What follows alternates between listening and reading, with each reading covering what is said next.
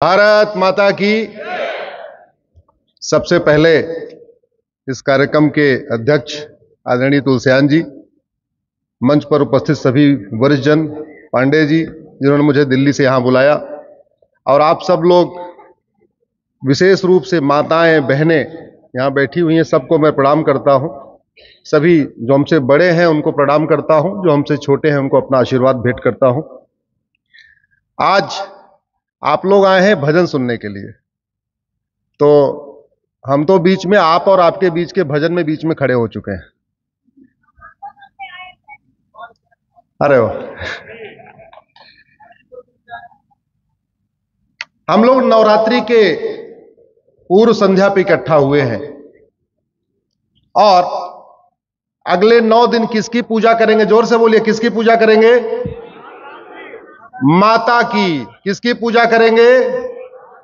दुनिया में 1100 रिलीजन है और किसी रिलीजन में माता की पूजा होती है क्या? जोर से बताइए जरा। दुनिया में 1100 रिलीजन है और किसी रिलीजन में लिखा हुआ है क्या नारी तू नारायणी? और किसी रिलीजन में लिखा है क्या यत्र नारस्तु पूज्यते रमन्ते तत्र देवता? जहां नारी की पूजा होती है वहां देवता निवास करते हैं। दुनिया में इतनी संस्कृतियां हैं, लेकिन घर की लक्ष्मी माता को कहा गया है। और कहीं सिस्टम है क्या? तो इसलिए सबसे बड़ा तो मिथ है सर्वधर्म समभाव। इससे बड़ा फ्रॉड, इससे बड़ा झूठ तो कोई है ही नहीं है। दुनिया में धर्म एक है, पंथ अनेक है, इसलिए सर्वधर्म समभाव शब्द अपने में ही फ्रॉड है। रिलीजन उसको कहते हैं जहां एक गॉड हो, एक किताब हो। जो उस गॉड को माने, जो उस किताब को माने, वो रिलीजन में रहेगा। जो उसको नहीं मानेगा उसका सर कत्ल करना भी जायज है। उसको रिलीजन कहते हैं, उसको धर्म नहीं कहते। इसलिए पहले तो दिमाग से निकालिए सर्वधर्म समभाव। अब सर्वधर्म समभाव के बाद अगला क्या? सर्वपंथ समभाव। तो सारे पंथ में समभाव कैसे आएगा? सारे पेड़ एक समान होते हैं क्या? आम और बबूल एक समान होता है क्या? सारे जानवर एक समान होते हैं क्या? गाय और सूअर एक समान होते हैं क्या? सारे पक्षी एक समान होते हैं क्या? कोयल और कौवा एक समान होता है क्या? हमारी दोनों आंख एक समान होती है क्या? हमारे दोनों हाथ एक समान होते हैं क्या? हमारी 5 उंगलियां एक समान होती हैं क्या? अरे जब हमारे शरीर के अंग एक समान नहीं होते, एक माता के पेट से जुड़वा हुए 2 बच्चे एक समान नहीं होते, तो सर्वपंथ संभाव कैसे हो गया? सारे पंथ एक समान कैसे हो गए? क्या जितने दुनिया में रिलीजन है सब में सिखाया जाता है? अष्टांग योग सब में सिखाया जाता है क्या? इंद्रियों पे नियंत्रण सब में सिखाया जाता है क्या? यम नियम सब में सिखाया जाता है क्या? अपरिग्रह सब में सिखाया जाता है क्या? नहीं। तो जब अलग अलग हैं तो सारे रिलीजन एक समान कैसे हो गए? आप सब लोग बंगाल नहीं, भारत के बहुत ही श्रेष्ठ जन है, समृद्ध जन है।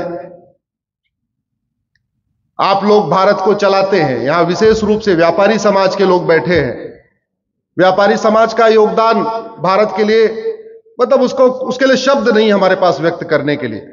आप कितनी बड़ी भूमिका निभाते हैं। आप रोजगार देते हैं, लोगों का जीवन बदलते हैं। एक गरीब को देखते देखते अमीर बना देते हैं, एक लोअर क्लास को मिडिल क्लास बना देते हैं, एक मिडिल क्लास को अपर क्लास बना देते हैं।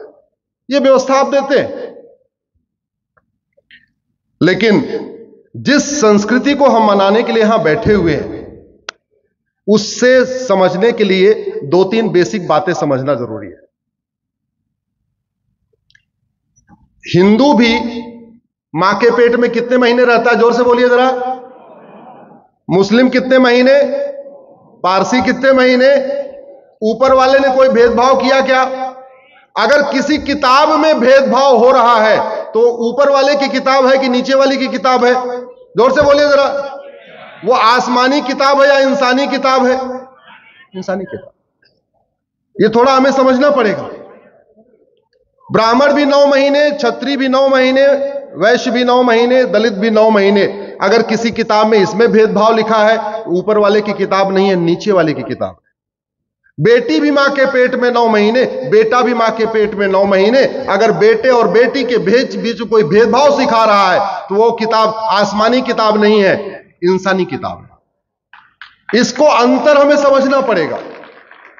इसलिए सारे त्योहार एक समान नहीं होते, सारे रिलीजन एक समान नहीं होते। धर्म तो एक है, पंथ अनेक है। आप लोग गूगल करिएगा, धर्म और रिलीजन के ऊपर एक मेरी PIL चल रही है। कोर्ट ने सरकार को नोटिस जारी किया है कि सबसे पहले सिलेबस में डालिए धर्म क्या होता है, रिलीजन क्या होता है, और धर्म निरपेक्ष शब्द को हटाइए सिलेबस से। कोर्ट ने होम मिनिस्ट्री को भी नोटिस जारी किया, लॉ मिनिस्ट्री को भी जारी किया, एजुकेशन मिनिस्ट्री को भी जारी किया। और जहां शक्ति की पूजा की बात है, मां की पूजा की बात है, अब के हजारों साल पहले से चल रही है। रावण का बेटा मेघनाद युद्ध के समय किसकी पूजा करता है? मां की, शक्ति की। आज भी 21वीं सदी में बहुत में महिलाओं की पूजा तो छोड़िए, महिलाओं को पूजा करने का अधिकार नहीं। आज भी महिलाएं पुरुष के साथ बैठ के पूजा ही नहीं कर, इबादत नहीं कर सकती, प्रेयर नहीं कर सकती। हमारे यहां तो सिस्टम यह है कि पूजा करने जाना है मंदिर में तो परिवार के साथ ही जाना है, पत्नी को लेके जाना, अकेले जाना नहीं है कि नहीं सिस्टम? यह अंतर है। एक तरफ हमारा सनातन धर्म कहता है मंदिर में जाओ, अर्धांगिनी को साथ में जाओ, जोड़े से जाओ। दूसरी तरफ अपनी पत्नी के साथ इबादत नहीं कर सकते, अपनी पत्नी के साथ प्रेयर नहीं कर सकते, उसको बगल में लेके खड़े नहीं हो सकते। उसकी लाइन अलग होगी, तुम्हारी लाइन अलग होगी। लेकिन सवाल यह है, हम गायब क्यों हुए? जिस लंका में भगवान शंकर की पूजा होती थी, वहां शंकर जी की पूजा बंद क्यों हुई? जहां से माता गांधारी आई, दुर्योधन का ननिहाल, जहां 1805 में प्रधानमंत्री थे पंडित नंदराम टिक्कू, कश्मीरी ब्राह्मण थे, जहां नवरात्रे होता था, होली होती थी, दिवाली होती थी, संक्रांति होती थी, उस दुर्योधन के ननिहाल में आज की डेट में होली दिवाली मनाने वाला कोई क्यों नहीं बचा? उसको हम अफगानिस्तान कहते हैं। जिस राजा भरत के ननिहाल में होली दिवाली होती थी, संक्रांति होती थी, नववर्ष होता था, जहां से माता कैकेयी आई थी। उनका नाम कैकेयी इसलिए था क्योंकि कैकेयी राज्य की राजकुमारी थी। आज की डेट में उसको पाकिस्तान कहते हैं। वहां कितने लोग नवरात्र मनाने वाले बच्चे हैं, कितने लोग होली दिवाली मनाने वाले बच्चे हैं?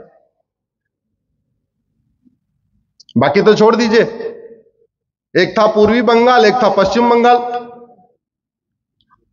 पूर्वी बंगाल की क्या सिचुएशन है, पश्चिम बंगाल की क्या सिचुएशन है, देख लीजिए त्योहारों में कितना अंतर आ गया।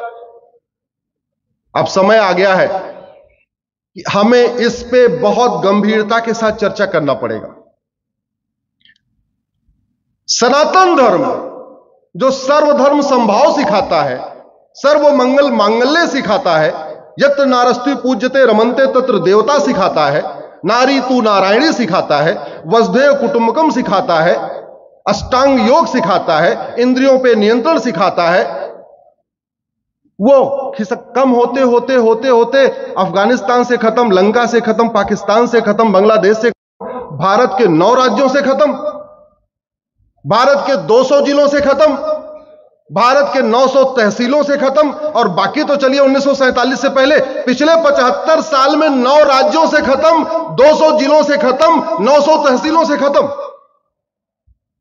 आपको यह जान के आश्चर्य लगेगा, भारत के बॉर्डर पे 300 तहसीलें हैं। 300 की 300 तहसीलों की डेमोग्राफी पूरी बदल चुकी है। इस पे चिंतन करना पड़ेगा और इसका समाधान आपको बताता हूं। प्रकृति से सीखना पड़ेगा। एक आम के पेड़ के पास में एक बबुल का पेड़ लगा दीजिए, 5 साल के बाद कितने पेड़ बचेंगे? जोर से बोलिए जरा, कौन सा बचेगा? बबुल का पेड़ बड़ा हो चुका होगा, उसके कांटे निकल चुके होंगे, आम का पेड़ सूख गया होगा। एक गांव में 10 गाय ले आके रख दीजिए और 10 सूअर लाके रख दीजिए।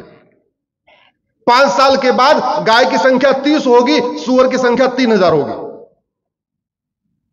यह कड़वी सच्चाई समझना पड़ेगा भैया। आप लोग इसको समझिए। 23 मार्च 1947 को भी नवरात्र था। हम नवरात्र की पूर्व संध्या पे इकट्ठा हुए हैं ना। 23 मार्च 1947 को भी नवरात्र की पूर्व संध्या थी। आडवाणी जी ने अपने घर में नवरात्र मनाया था, जेठमलानी जी ने अपने घर में नवरात्र मनाया था, मनमोहन सिंह जी ने अपने घर में नवरात्र मनाया था, इंद्र कुमार गुजराल ने अपने घर में नवरात्र मनाया था, पृथ्वीराज कपूर ने अपने घर में नवरात्र मनाया था, लाला अमरनाथ ने अपने घर में मनाया था, मिल्खा सिंह ने अपने घर में नवरात्र मनाया था, खुशवंत सिंह ने अपने घर में नवरात्र मनाया था। अच्छा, जब वो 22 मार्च को नवरात्र मना रहे होंगे 1947 में, तो उन्होंने सोचा होगा क्या कि 6 महीने में सब कुछ छोड़ के भागना पड़ेगा? जोर से बताइए जरा, सोचा होगा क्या? अगर सोच लेते तो कम से कम अपना खेत खलिहान घर मकान बेच के भागते, थोड़ा पैसा वैसा इकट्ठा करके भागते। भागे कैसे? कोई लुंगी लगा के भागा, कोई पैजामा पहन के भागा, कोई सिंपल बनियान पहन के भागा, कोई अंडरवियर में भागा, कोई 10 रुपए लेके भागा, कोई 5 रुपए लेके भागा। और वहां से भागे हुए एक बहुत बड़े मैं नेता को जानता हूं, जो बाद में भारत में कैबिनेट मिनिस्टर बने। वो तो अपनी पत्नी को लेकर नहीं भाग पाए। सोचिए जरा, क्या उस समय क्या स्थिति रही होगी। अपनी जान बचा के भाग आए, अपनी पत्नी को छोड़ आए। उनकी पत्नी का क्या हुआ होगा भगवान जाने, अब उनका नाम क्या होगा भगवान जाने।